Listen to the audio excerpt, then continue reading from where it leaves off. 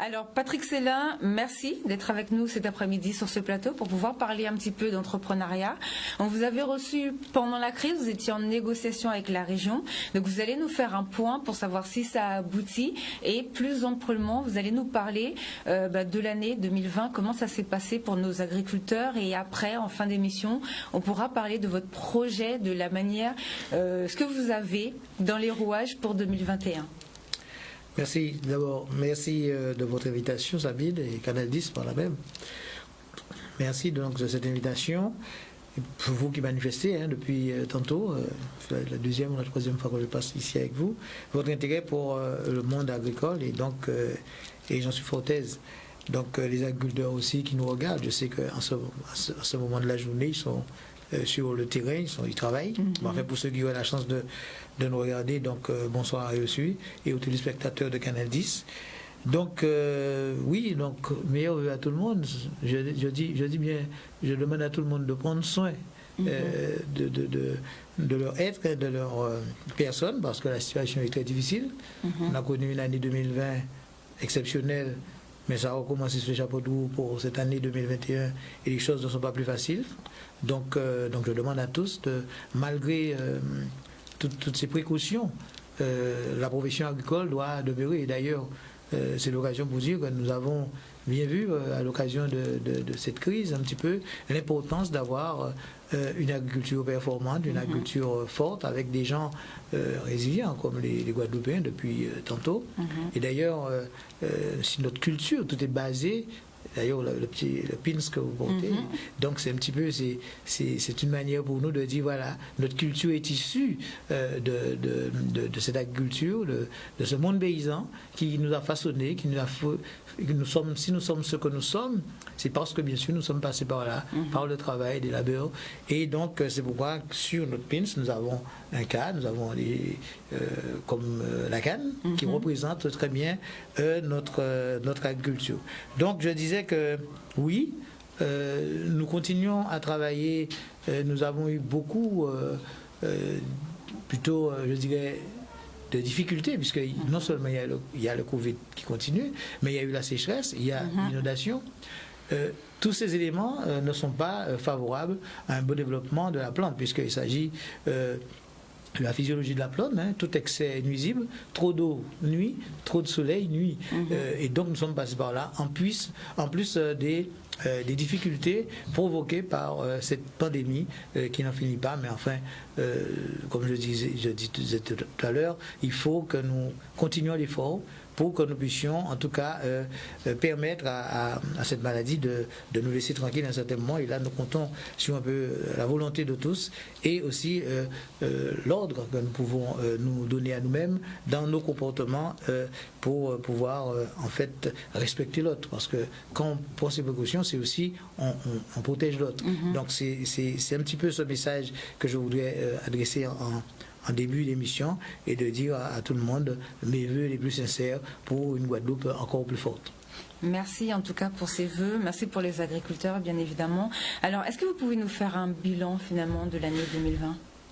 L'année 2020, comme je vais répéter, c'est une année difficile où nous avons quand même vu pendant cette période l'ingéniosité de nos agriculteurs, puisque c'était pas facile de pouvoir aller sur les marchés, donc avec la première partie donc de le mois de mars, avec les confinements, mais aussi nous avons vu la nécessité d'avoir de la production chez nous. Et il y a la consommation, surtout que les gens puissent consommer ce que les agriculteurs font. Alors tout simplement, je ne voudrais pas que c'est chaque fois qu'on est en période difficile qu'on nous découvre. On est là régulièrement et nous produisons. Et je pense que ce que nous avons fait cette année, nous avons encore été résistants par rapport à toutes ces épreuves, mais la Chambre d'agriculture a continué à encadrer, a continué à faire son travail, malgré la distanciation, puisque nous avons travaillé beaucoup par téléphone, par visio. Nous avons régulièrement chaque semaine 2, 3, 4 visios avec les autorités. la région, la préfecture, les autorités de métropole de la France hexagonale. Et donc, nous sommes restés sur la brèche pendant toute cette période-là. La Chambre d'agriculture a toujours été aux côtés des agriculteurs.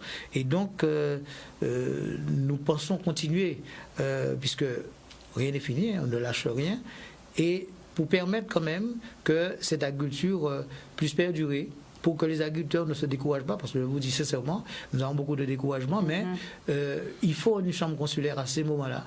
On a besoin de techniciens, on a besoin d'encadrants, on a besoin de conseillers, et c'est ce qu'a fait la Chambre pendant toutes ces périodes, pour permettre encore qu'il y ait ces agriculteurs encore debout, encore, je reprendrai le terme, résilients, qui sont là, mais qui aussi sont des hommes et des femmes, donc aussi fragiles que les autres. Et donc, nous demandons tout simplement à la population guadeloupéenne de continuer à consommer notre production, puisque pendant cette période, je vous dis sincèrement, si ces agriculteurs n'étaient pas là, on aurait connu une situation beaucoup plus catastrophique. Ils ont continué à planter, à replanter, malgré les intempéries entre deux pluies. Donc je crois qu'il faut saluer le monde agricole et la Chambre d'agriculture qui les accompagne. Nous avons ceux qui sont plus organisés, donc les organisations professionnelles aussi qui ont fait leur travail. Nous avons ceux, donc 80% des agriculteurs qui sont des petites structures, 4 hectares 50 en moyenne, ce sont les chiffres de l'INSEE.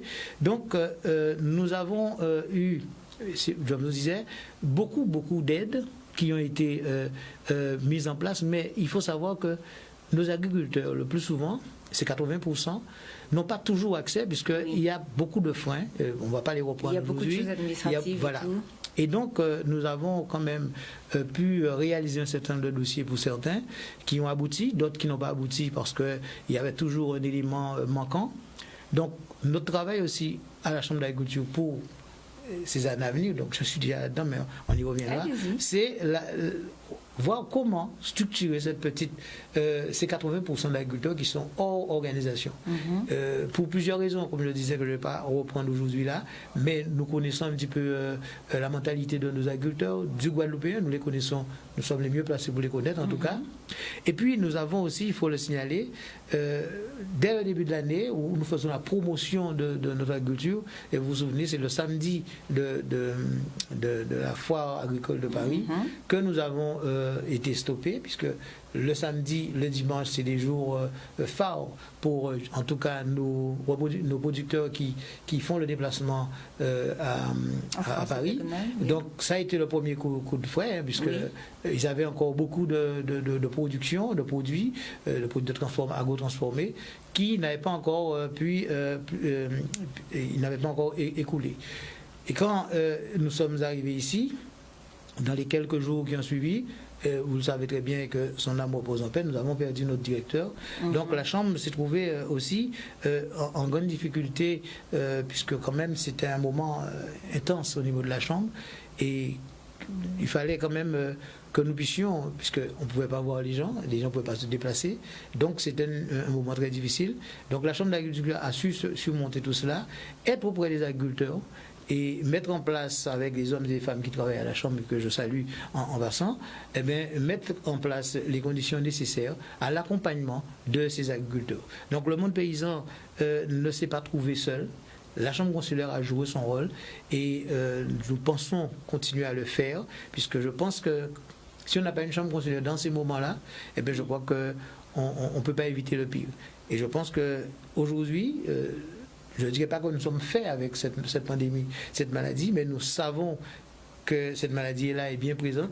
Et donc, nous faisons avec, et nos agriculteurs suivent les consignes, ils continuent à être attentifs et continuent à faire au mieux leur production et de faire leur métier, de prendre toutes leurs responsabilités dans leur mission qui est de nourrir la population. D'accord, alors justement vous étiez en train d'en parler, le jour où vous avez perdu votre directeur, nous avons eu une interview avec le délégué interministériel Arnaud Martranchard qui s'occupe de l'agriculture en France, et justement il sortait d'une réunion à la Cour européenne par rapport à l'agriculture en Europe. Est-ce que vous savez finalement, puisque la question qu'on lui avait posée était de savoir si les pertes sèches puisque ce sont des denrées périssables. Une fois que les agriculteurs ne peuvent plus écouler dans les écoles, dans les cantines et dans les restaurants, ça part en perte sèche. Donc c'est un coût supplémentaire qui n'est pas du tout couvert par les 1 500 € qui couvrent tous les autres secteurs d'activité, puisque les 1 500 €, c'est vraiment pour la fermeture, on va dire, au mois par mois. Or, les agriculteurs travaillent toute l'année et la crise est arrivée pendant une période de récolte, on va dire. Est-ce que vous savez, finalement, si, au niveau européen, ils ont mis en place quelque chose pour permettre une indemnisation de tout ce qui a été perdu, tout ce qui est passé en perte sèche, comme avec les fleuristes ou bien comme avec tous les fruits et légumes qui étaient déjà cultivés et qui ne restaient plus qu'à écouler? À ma connaissance, au niveau de la Chambre d'agriculture, nous n'avons pas cette information.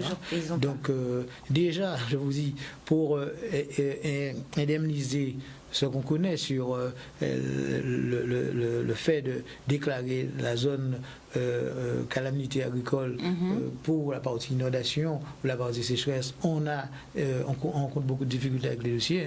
C'est 400 dossiers, selon les chiffres que j'ai eus de la DAF, de la Direction de l'agriculture de la forêt, sur plus de 5500 agriculteurs. Donc vous voyez que c'est vraiment insignifiant. Donc ça veut dire qu'aujourd'hui,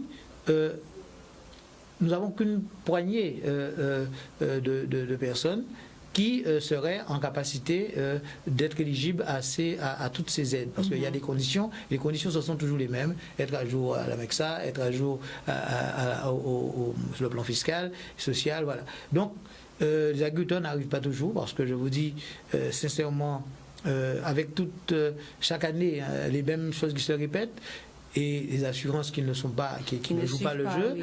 Donc nous sommes dans une période, nous sommes dans une situation très très difficile, et qu'il n'y a que la structuration qui pourrait nous amener à quelque chose, mais la structuration des petits, et aussi s'orienter. Et c'est ce qu'on va faire, structurer un petit peu ce que nous appelons le circuit court, allécher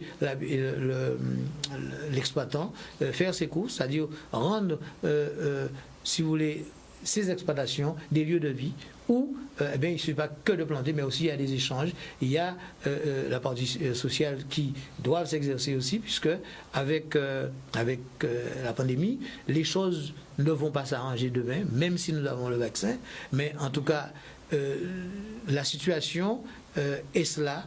Si nous n'arrivons pas à une certaine organisation pour la petite agriculture, ce qu'on appelle la petite agriculture, l'agriculture de petite taille, où ils appellent au niveau de la PCA à petite échelle, en tout cas qui fonde quand même le paysage guadeloupéen, qui constitue 80% de nos agriculteurs. Donc c'est pas rien, ça veut dire que nous avons 6500, enfin moins de 7000 agriculteurs, en tout cas déclarés, et donc il est important, puisque ça crée l'équilibre aussi, l'équilibre social du pays. C'est-à-dire que ces 7000 personnes, ils sont suitées, il faut compter environ 4 fois 7, 20, nous avons environ 20 000 personnes qui tournent quand même au niveau de cette agriculture, qui sont occupées et qui ne sont pas au Pôle emploi. Donc ça veut dire que nous avons ce rôle social que nous jouerons aussi, nous aurons un rôle économique bien sûr, mais il ne faut pas perdre de vue cela, et c'est pour ça qu'il faut maintenir cette agriculture, permettre à justement reprendre notre devise, performance, résilience mais performance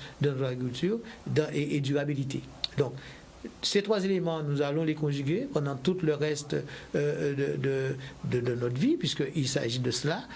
Et en même temps, il se crée quelque chose aujourd'hui à partir de cette période.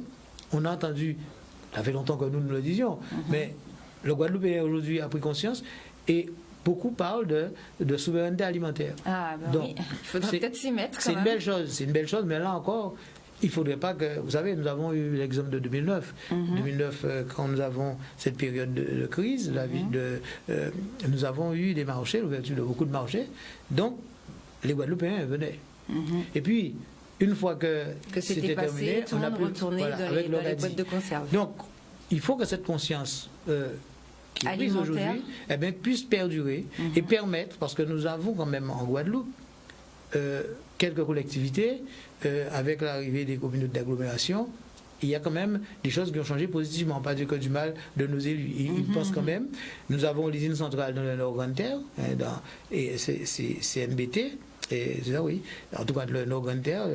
Et nous avons aux abîmes, avec le Cap Excellence, le parc agro. Pour tout cela, il va falloir qu'on s'organise parce que on ne va pas mettre en place ces structures et pour que nos matières premières sortent d'ailleurs. Oui. Voilà, parce que nous trouvons entre deux feux. Hein.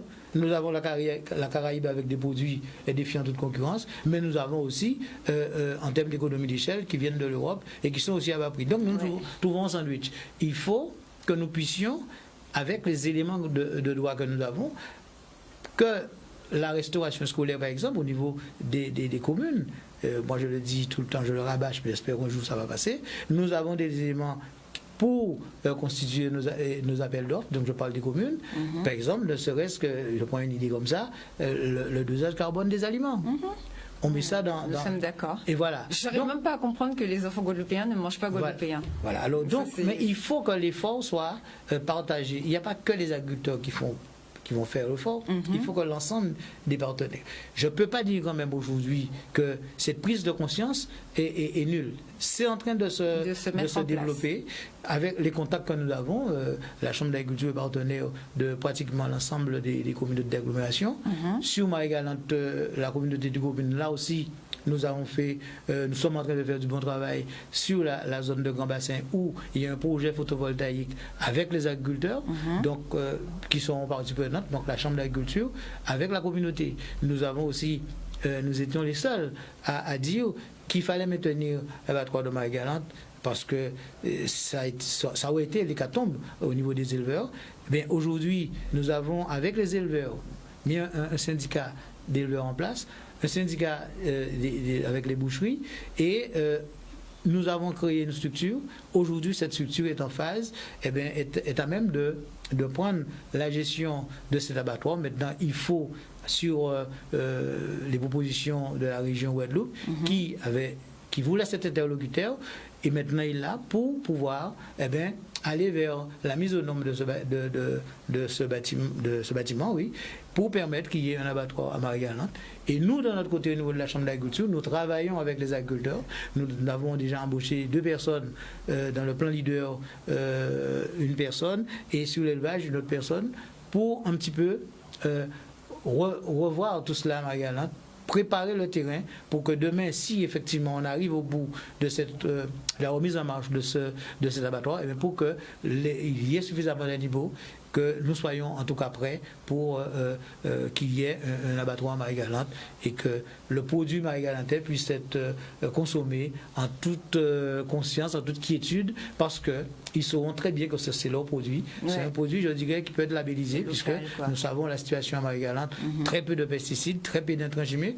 Donc voilà un petit peu tout ce que la Chambre fait, en termes d'accompagnement auprès de nos agriculteurs, et nous ne perdons pas espoir, nous ne baissons pas les bras malgré tout. Bon, les marchés, vous avez réussi à faire un petit peu une reprise. Est-ce que ça a repris comme avant la crise ou pas encore?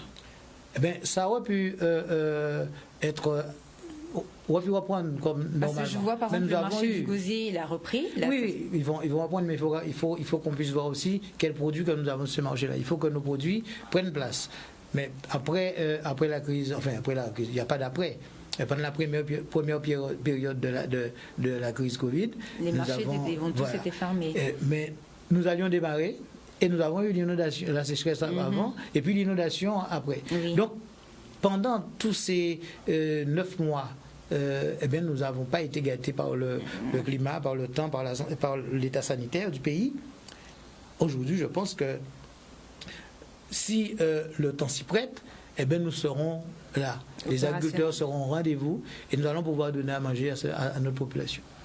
Alors, tout à l'heure, vous me disiez que c'est compliqué pour vous, même quand il y a une sécheresse ou même quand il y a une inondation, de faire passer les dossiers pour les agriculteurs. Est-ce que nos particularités, du coup, sont prises en compte au niveau du ministère de l'Agriculture ? Oui, je dirais oui et non. C'est-à-dire... le ministère et enfin tout ce qui entoure, donc les organisations étatiques qui sont en Guadeloupe, ils sont dans une dynamique je dirais, de structuration, d'organisation, d'agriculteurs organisés à travers des organisations professionnelles, des interprofessions. Mais nous avons aussi tous les autres qui ne sont pas éligibles parce que, tel le POSEI par exemple, je prendrais cet exemple-là, nous avons déposé au niveau de l'Assemblée permanente des chambres d'agriculture, l'ensemble des chambres d'agriculture des DOM, nous avons déposé un projet POSEI pour que ces agriculteurs puissent en bénéficier. On considère que c'est des étages supplémentaires que met un petit peu la France, parce que je ne dis pas que c'est pas bon ou bon, c'est pas ce que je dis, mais je dis que il faut faire confiance à l'agriculteur, il faut le considérer comme un majeur. Dans d'autres pays, d'autres zones ultra-périphériques, eh bien, l'agriculteur va dans un cybercafé avec ses éléments, il fait son document et il perçoit ses aides européennes. Donc, ici c'est un petit peu plus compliqué, mais nous disons la complication, nous devons pouvoir surmonter tout cela par un type d'organisation que nous allons mettre en place. Aujourd'hui, les agriculteurs doivent pouvoir se regrouper autour, par exemple, de l'usine centrale, par exemple. Il faut que la Chambre d'agriculture ait une mission d'organiser la production pour que cette plateforme soit opérationnelle quand l'heure arrivera. Nous avons le parc agro des Abîmes, il ne faut pas que les produits sortent de la Dominique ou d'ailleurs, ou de Métropole. Donc il faut que ce soit nous qui puissions fournir ces productions. Donc nous avons aussi un travail de pouvoir nous trouver la structuration qu'il faudra, qui est la plus adéquate pour pouvoir permettre à ces agriculteurs d'avoir une structuration. D'accord, ça ne peut pas, voilà. Et on est le cadre aujourd'hui, nous privilégions le circuit court, nous le disons, parce que ça va dans le sens du peuple guadeloupéen. C'est comme ça que nous fonctionnons. Mais ça n'empêche pas d'avoir une traçabilité. Oui. Ça n'empêche pas d'avoir une traçabilité. Et donc, l'organisme Chambre d'agriculture est là pour cela, puisque nous connaissons l'ensemble de nos producteurs. D'accord. Alors, rapidement, est-ce que vous pouvez expliquer ce que c'est que le POSEI pour que tout le monde comprenne bien comme projet? Et ensuite, on arrivera sur l'Europe. En plus, vous en avez parlé. Le POSEI, c'est un programme optionnel spécifique pour l'éloignement et la citoyenneté des DOM. C'est-à-dire qu'on a estimé que nos productions sont concurrencées déloyalement par rapport à notre distance par rapport à l'Europe, en fait, et que à nos métropoles, et que ce soit pour les pays du Portugal, Madère, Canaries, de l'Espagne, et aussi la France avec les DOM, donc avec la Guadeloupe, la Martinique, la Guyane, et dans l'océan Indien, la Réunion, et aussi voir Mayotte à côté. Donc, ce plan a été mis en place dans ce cadre-là pour permettre, c'est une aide à la production, pour permettre que nous puissions être compétitifs sur le marché. Donc aujourd'hui, les organisations professionnelles bénéficient sur l'élevage, sur la banane par exemple d'exportation, les grandes productions en bénéficient. Nous avons aussi imposé sur la canne, mais c'est une aide au transport de la canne tout simplement, qui se situe autour de 2, 4, 5 euros. C'est une aide au transport. Donc, voilà un petit peu le POSEI. Qu'est-ce que c'est en réalité? C'est une aide européenne qui est gérée au niveau de chaque territoire, je dirais, faisant partie de l'Europe. Donc les Madère, Canaries, France. D'accord. Alors justement, quel avenir pour nos agriculteurs, puisque la législation change? Alors, je prends l'exemple, vous parliez de la canne, je prends l'exemple du sucre par exemple. Il faut savoir que bientôt en Europe, on ne va plus bénéficier de certaines avantages du fait d'être censé être français. Donc maintenant, lorsque notre produit va arriver, lorsque le sucre va arriver en France, par exemple sur le marché européen, il sera beaucoup plus cher que le sucre, par exemple, du Venezuela qui est à côté. Alors, déjà, si vous pouvez expliquer pourquoi, parce que ça fait quand même une dizaine d'années que les politiques se battent pour que les produits qui viennent des Outre-mer soient considérés comme des produits français. Donc déjà, est-ce que c'est normal qu'on soit en concurrence avec des autres pays qui sont au niveau de la même zone géographique que nous? Et est-ce qu'il y a une autre législation qui va s'appliquer ou pas du tout? Alors, nous sommes français. Mais pas européens. Malheureusement, heureusement. Et donc forcément européens. Et donc il y a des décisions, les décisions qui se prennent en Europe. Ils se prennent pour tous les pays, pour la France. Mais justement, nous, on sort du dispositif européen. Alors expliquez-nous tout ça. Quand on va sortir, mais on verra tout ça. Je crois que c'est en mars 2021. Ce que je sais, c'est que nous avons eu l'abolition des quotas il y a quelques années. Oui. Aujourd'hui, dans cette histoire-là, la Chambre d'agriculture, quand même, nous sommes dans une dynamique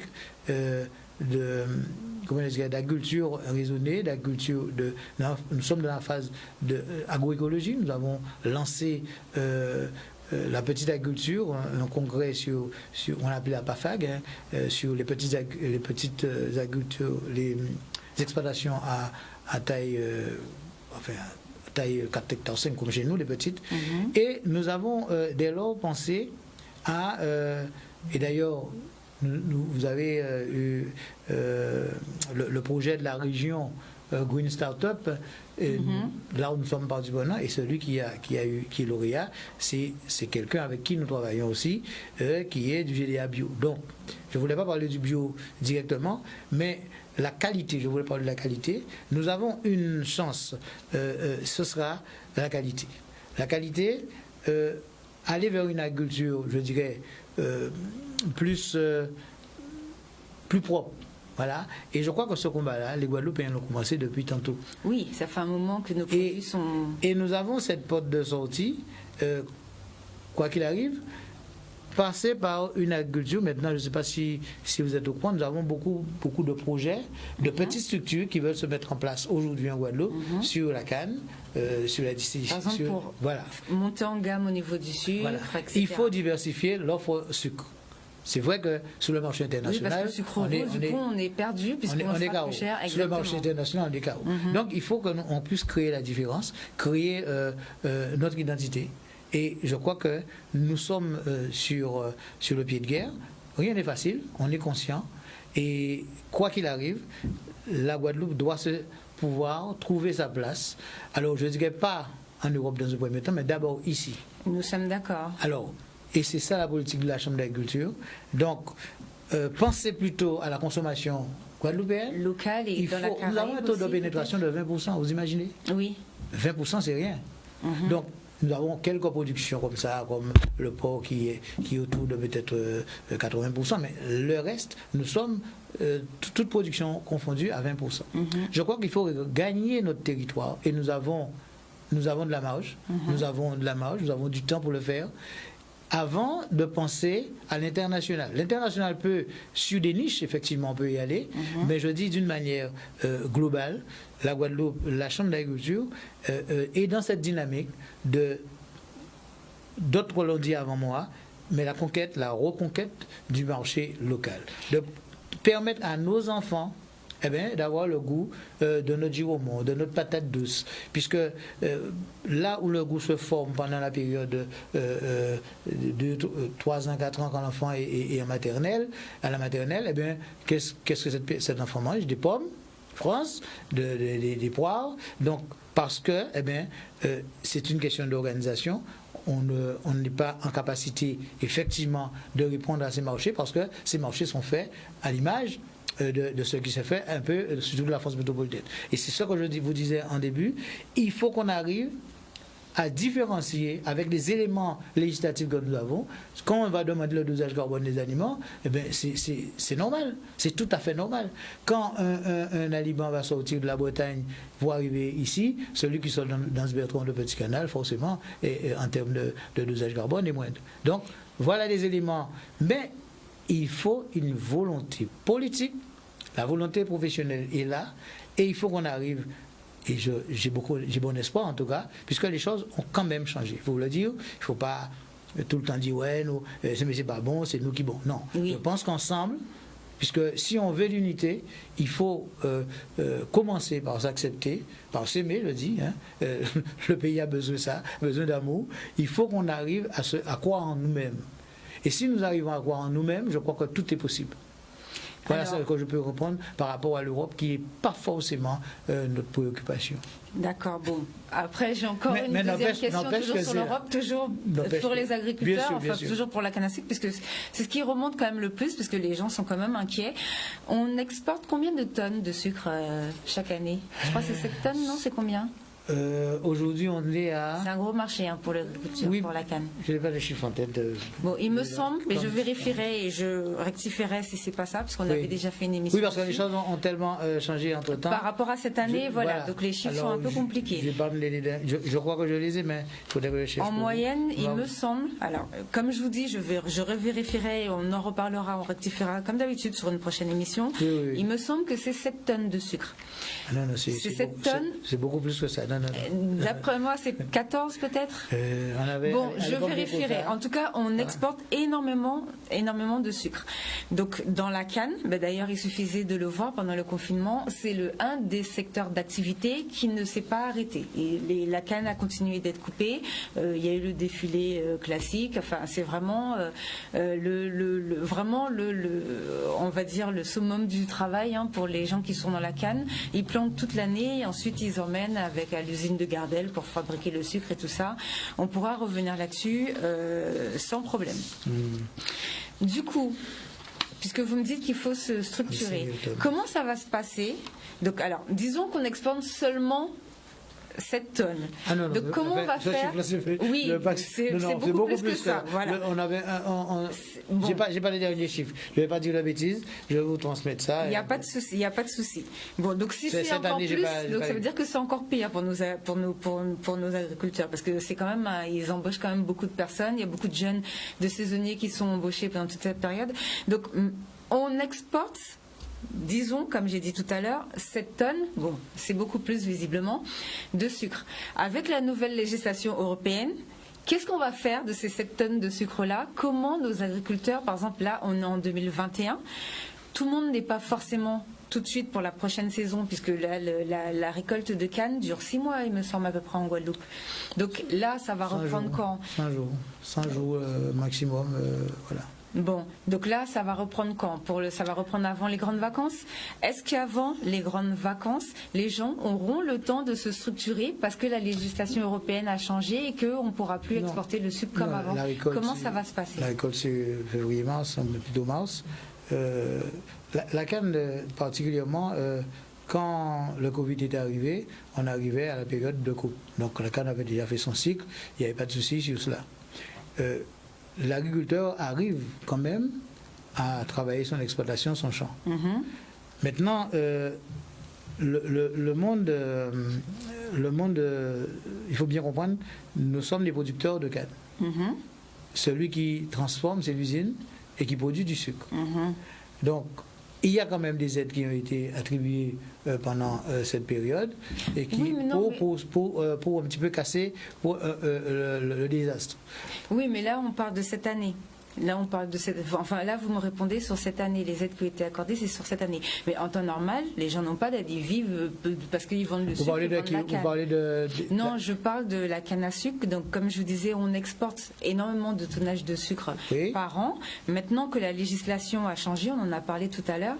Donc, comment les gens vont faire là pour se retourner en 2021, sachant qu'en plus, ils ont eu des problèmes avec la crise. Ça veut dire que c'est pas la bonne période pour que la législation change et qu'on sorte des quotas et de toutes les choses européennes. Donc, est-ce que vous savez comment ça va se passer là? Par exemple, pour les producteurs de canne, qu'est-ce qu'ils vont faire de tout leur sucre? Enfin, qu'est-ce qu'ils vont faire de leur canne? Là, ils sont pas du tout dans les bonnes conditions pour changer. Vous voyez ce que je veux dire? Ils sortent d'une crise, ils n'ont même pas encore touché toutes leurs indemnités. Comment ça va se passer là pour 2021? Est-ce que vous savez, est-ce que vous avez déjà un plan pour ça? Vous savez, il y a ce qu'on appelle l'interprofession Liguacan. Liguacan s'occupe particulièrement de la canne. Vous savez, la Chambre d'agriculture, c'est une structure qui s'occupe un petit peu de l'agriculture de manière globale. Et nous avons des spécificités, donc Liguacan particulièrement s'occupe de tout ce qui concerne la canne. La Chambre avait cette compétence avant, donc depuis 5 ans, on n'a plus cette compétence. Mais ce que je peux vous dire, il faut bien faire la différence. Nous avons le producteur de canne et nous avons l'usine qui va vendre le sucre transformé. Oui, mais le sucre, c'est bien de la canne que l'usine achète. Mais ce que je peux vous dire, c'est que jusqu'à présent, il n'y a pas de modification dans le plan, dans les programmes de plantation de la canne en elle-même. Moi, je pense qu'aujourd'hui, l'usinier est en train aussi de réfléchir sur des marchés et cela, nous sommes dans un bascule parce qu'il faut savoir que on en parle un peu plus, c'est l'alternative du sucre bio. Oui, ça je sais. Alors, mais est-ce qu'aujourd'hui, ils ont les reins solides par rapport à la crise? Est-ce qu'ils sont déjà non, mais personne n'a les reins solides. Non, personne n'a les reins solides par rapport à cette crise. Est-ce qu'ils sont Ce sera une période difficile. Mais puisque la date était déjà annoncée, effectivement, mais on sort d'une crise où ça a été un petit peu compliqué pour tout le monde. Je pense que... Est-ce que pour 2021, là, dans 6 mois, ils seront préparés pour que leur sucre soit du sucre bio, de manière à ce qu'on n'ait pas de problème avec le sucre par exemple, argentin, une fois arrivé en France? Non, le sucre ne peut pas être bio comme ça. Oui, pour être bio, il faut que la canne soit bio. Oui, mais bon, donc, je veux dire... je dis que les usiniers, je ne vais pas me mettre à leur place, mais je suis persuadé qu'ils ont déjà anticipé et ils savent déjà quelle orientation prendre pour ce sucre. Et comme je vous dis, un seul aspect que moi je peux vous dire aujourd'hui qu'on connaît, nous savons très bien qu'il y a déjà des tentatives de sucre de canne bio pour aller vers des agriculteurs et pour demander que nous puissions avoir des parcelles bio. Donc ça, c'est la première alternative. Après, il y en aura certainement d'autres, je ne suis pas dans le secret des dieux, je ne connais pas tout, mais certainement, ils sont déjà...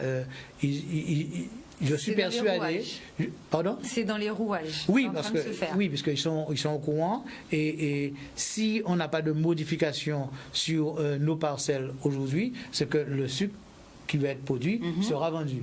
Et puis, après, on verra quelle alternative, peut-être au courant, après cette récolte, pendant la récolte, on aura des informations, on aura d'autres discussions, puisque nous n'allons pas non plus mettre à nu, labourer tous ces champs de canne. Voilà, donc c'est pour ça, c'est la grosse question quand même que les gens se posent, puisque c'est quelque chose qui arrive, c'était déjà prévu, comme on disait tout à l'heure, mais ça arrive là, en sortant d'une crise, donc c'est quand même aussi compliqué. Oui, c'est très difficile, c'est très difficile. Mais nous, on n'a pas toutes les solutions aujourd'hui. On ne connaît pas tout non plus parce que il y a plusieurs étapes, il y a plusieurs niveaux de discussion.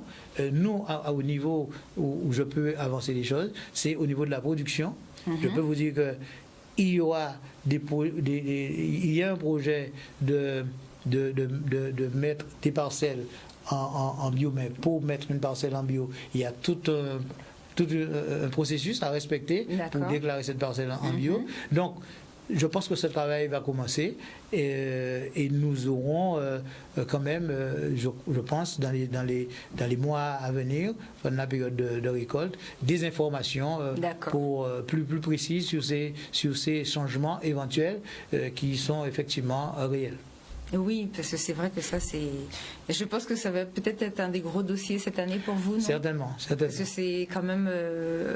c'est un gros quand même pour les agriculteurs qui exportent, c'est vraiment le problème par rapport à la législation et l'histoire de quotas qui change peut-être cette année. La question de quotas n'existe plus, puisque il y a eu l'abolition des quotas il y a 2 ou 3 ans. Et donc aujourd'hui, les usiniers ont été quand même aidés pour traverser cette période. Et puis maintenant, vous savez, on verra pour la suite, mais il faut qu'on ait des députés européens solides, il faut qu'on ait des politiques solides aussi, pour montrer bien sûr que, écoutez, l'agriculture guadeloupéenne ne peut pas s'éteindre comme ça du jour au lendemain. Puisque imaginez-vous une Guadeloupe sans canne, une Guadeloupe sans agriculture. Moi, je ne pourrais pas prendre cette responsabilité-là, puisque donc ce sera un couvre-feu éternel. Oui, l'agriculture, c'est pas possible. L'agriculture joue aujourd'hui, il faut leur reconnaître un rôle social aussi très à prendre en considération, puisque ce sont des gens qui sont occupés à faire quelque chose. Si on avait passé 20 000 personnes attachées à l'agriculture, ils seraient où? Voilà. Alors, quel est le plus gros point qui vous tient le plus à cœur pour 2021, sur lequel vraiment la Chambre veut travailler, que vous avez vraiment mis en place et que vous vous attelez là pour cette année? Sadio, la Chambre ne va pas spécialement faire quelque chose. Nous sommes dans la continuité de ce que nous avons commencé. Et nous allons amplifier, nous allons mettre un petit peu plus de ardeur sur ce que nous allons faire, puisque nous avons passé cette période difficile, je vous dis. Aujourd'hui, nous fonctionnons avec une équipe de direction.